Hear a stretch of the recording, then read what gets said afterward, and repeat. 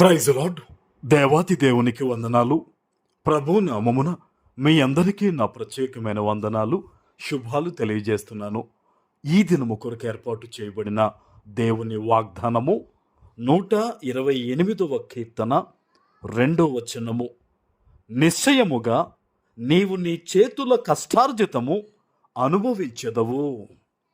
దేవుని నామానికి మహిమ కలుగునుగాక. ఈ ఉదయకాల సమయంలో సర్వ సృష్టికర్త అయిన నీ తండ్రి నిన్ను ఆశీర్వదించి గొప్ప వాగ్దానాన్ని నీకు అందిస్తూ ఉన్నారు. హల్లెలూయా.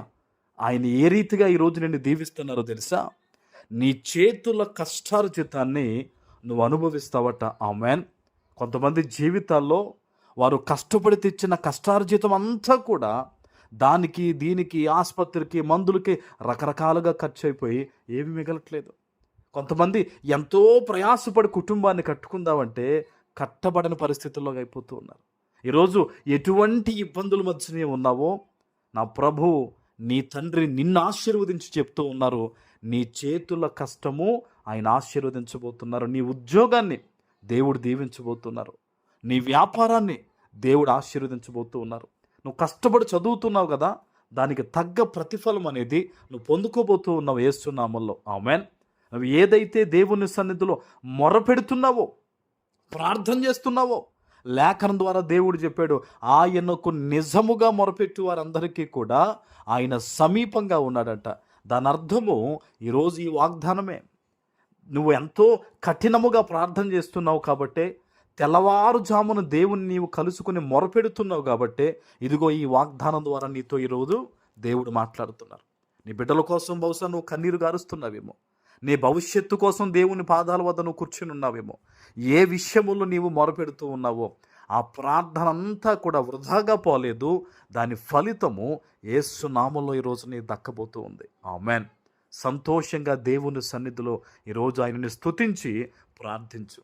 ఈరోజు దేవుని సన్నిధికి నీ గుప్పెలు విప్పి నిన్ను బలపరుస్తున్న ఆ యొక్క సేవకురాలికి ఈరోజు నీవు కృతజ్ఞత కానుక చెల్లించు.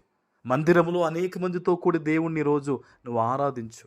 దేవుడు నీతో మాట్లాడుతూ ఉండగా ఖచ్చితముగా దేవుని ఆశీర్వాద ఫలాన్ని ఈరోజు నువ్వు పొందుకుంటావంతే. ఆమేన్. దేవుని సన్నిధిలో ఈరోజు మీ అందరి కోసం నేను దేవుని సన్నిధిలో ప్రార్థిస్తాను.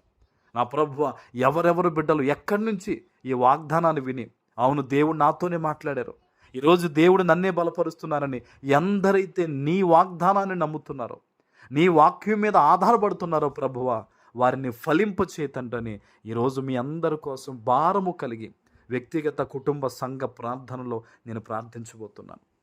ప్రియ దేవుని బిడ్డ, ఎక్కడి నుంచి ఈరోజు నువ్వు ఈ వాగ్దానం వింటున్నావో సంతోషించు. దేవుని యందు సంతోషించుట ద్వారా నీ హృదయ వాంఛలన్నీ దేవుడు తీరుస్తాడు. ఆయనే అంటున్నాడు, నిశ్చయముగా నీవు నీ చేతుల కష్టార్జితాన్ని అనుభవిస్తావు. నువ్వు నమ్మకంగా జీవిస్తున్నావు, కష్టపడుతూ ఉన్నావు, ఎంతో మంచి ప్రార్థన నువ్వు చేస్తున్నావు గనక దానికి తగ్గ ఫలాన్ని నువ్వు పొందుకుంటావు. ఎవరైతే నమ్మకంగా లేరో, ఎవరైతే దేవుని సన్నిధిలో సరైన ప్రార్థన లేదో వారి కోసం నేను చెప్పట్లేదు, మీకు తెలుసు ఇప్పటికే జవాబేంటో. ఈరోజు నువ్వు ఎక్కడి నుంచి వాగ్దానాన్ని వింటున్నావో ఆత్మీయ తండ్రిగా చెప్తున్నాను, ఈ రోజు నుంచి దేవుని సన్నిధిలో మంచి నడవడిక నేను జీవిస్తాను ప్రభువా అని నువ్వు తీర్మానం చేసుకుని ఈ వాగ్దానం ఎత్తిపెట్టి ప్రార్థన చేయి.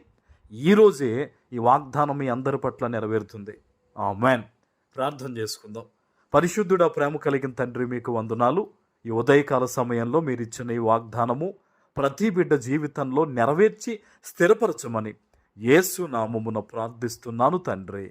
ఆమేన్.